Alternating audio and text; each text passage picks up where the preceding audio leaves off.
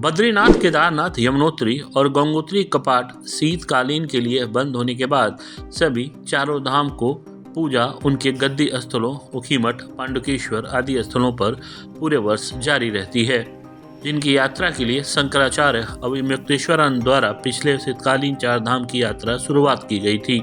जिसके बाद उत्तराखंड सरकार भी शीतकालीन यात्रा के लिए प्रचार प्रसार कर रही है। इसके बाद आज रविवार को शंकराचार्य अभिमुक्तेश्वरानंद हरिद्वार से गंगा आरती कर शीतकालीन चार धाम यात्रा के लिए रवाना हो गए। इस मौके पर शंकराचार्य अभिमुक्तेश्वरानंद ने पत्रकारों से बात करते हुए कहा कि जिस प्रकार कई प्रदेशों की शीतकालीन और ग्रीष्मकालीन राजधानियां अलग अलग होती हैं, उसी प्रकार चारों धामों में ईश्वर की ग्रीष्मकालीन और शीतकालीन पूजन के लिए स्थान अलग अलग निर्धारित है। उनका कहना है कि शीतकाल के लिए जब चार धाम यात्रा के कपाट बंद होते हैं तो लोगों को यह भ्रम होता है कि भगवान के दर्शन केवल 6 महीने के लिए होते हैं, जबकि ऐसा नहीं है। भगवान की पूजा 12 महीने लगातार चलती रहती है। यह बात अलग है कि यह पूजा ग्रीष्म काल के अलग और शीतकाल के लिए अलग स्थान पर होती है। इसके लिए उन्होंने पिछले साल से शीतकालीन यात्रा की शुरुआत की थी और उन्हें हर्ष हो रहा है कि इस वर्ष उत्तराखंड सरकार भी शीतकालीन चार धाम यात्रा की पहल कर रही है। देखिए, उत्तराखंड में वैसे तो कण कण देवभूमि का क्षेत्र है। अनेक ऐसे आध्यात्मिक स्थान यहाँ पर हैं जिनका दर्शन पूजन करने से और वहाँ पहुँचने से मन को शांति मिलती है और आध्यात्मिक ऊर्जा का संचार होता है। उनमें भी जो हमारे चार धाम है वो अत्यंत प्रसिद्ध हैं, यमुनोत्री, गंगोत्री, केदार और बद्री। इन चार धामों की यात्रा के लिए लाखों श्रद्धालु देश विदेश से यहाँ पर प्रतिवर्ष आते हैं, लेकिन एक भ्रम उत्पन्न हो गया है लोगों के मन में।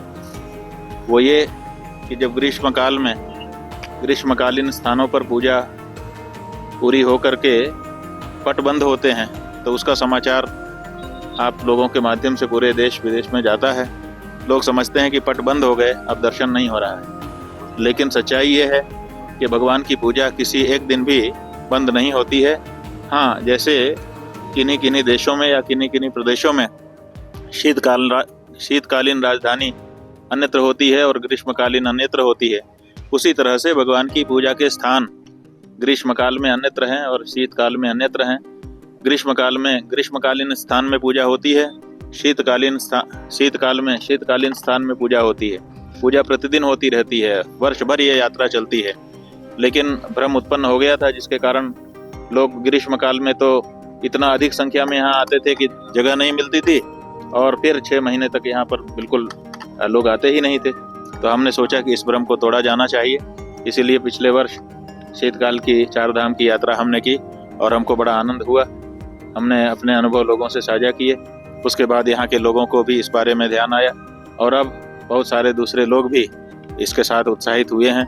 और इस बार जैसे पिछली बार हम गए थे तो हमारे साथ 50-60 लोग थे, इस बार और ज़्यादा लोग हो रहे हैं और दूसरे लोग भी जगह जगह से कह रहे हैं कि हम भी शीतकालीन यात्रा करेंगे। तो हम बताना चाहेंगे कि भगवान की जो धामों की पूजा है वो पूरे वर्ष होती रहती है। शीतकाल में शीतकालीन स्थान पर, ग्रीष्मकाल में ग्रीष्मकालीन स्थान पर।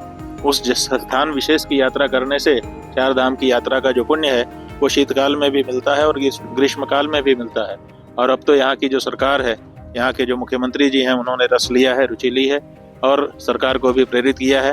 तो अब ग्रीष्मकाल के अतिरिक्त शीतकाल में भी यात्रा यहाँ पर संचालित होने लग गई है और बहुत सारी व्यवस्थाएं प्रशासन के स्तर पर भी की जा रही हैं। इसलिए अब लोगों को यहाँ आने में कोई बाधा नहीं है और हम स्वयं इसीलिए यात्रा कर रहे हैं कि एक तो हमको भी आध्यात्मिक लाभ की आकांक्षा है और साथ ही साथ हम स्वयं यात्रा करके देखना भी चाहते हैं कि क्या कठिनाइयाँ हैं और क्या नहीं है, ताकि लोगों की कठिनाइयों को दूर करने के लिए अपने अनुभव का भी हम सरकार को सलाह दे करके, परामर्श दे करके प्रयोग कर सकते। वहीं इस मौके पर शंकराचार्य ने कहा कि हरिद्वार में मात्र सदन द्वारा खनन के विरुद्ध किए जा रहे अनशन पर सरकार को गंभीरता से सोचना चाहिए।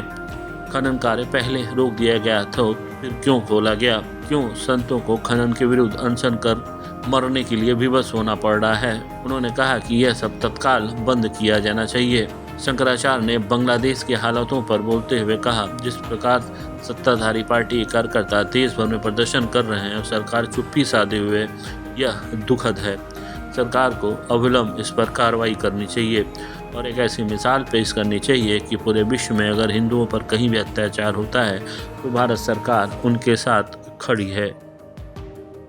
तो हमको पता चला है कि गंगा जी में उत्खनन का जो कार्य रोका गया था उसको फिर से यहाँ पर आरंभ कर दिया गया है, जिसके कारण मातृसदन आश्रम के स्वामी दयानंद जी महाराज अनशन पर बैठे हुए हैं। 9 दिन हो चुका है। तो ये जो कार्य था, जब पहले इसको लोगों ने आवाज़ उठाई और बंद कर दिया गया था, तो बार बार इसको क्यों खोल दिया जाता है, इस बारे में यहाँ की सरकार को ध्यान देना चाहिए और जो चीज़ उचित नहीं है उसको बार बार खोल करके संतों को अपने प्राणों की आहुति देने के लिए बाध्य नहीं करना चाहिए। निगमानंद जैसे महात्मा जा चुके हैं, अब क्या चाहते हैं कि और दूसरे महात्मा भी इसी तरह से चले जाएं, तो इसको रोक देना चाहिए और उनको तत्काल उठाना चाहिए, ये हम कहना चाहते हैं।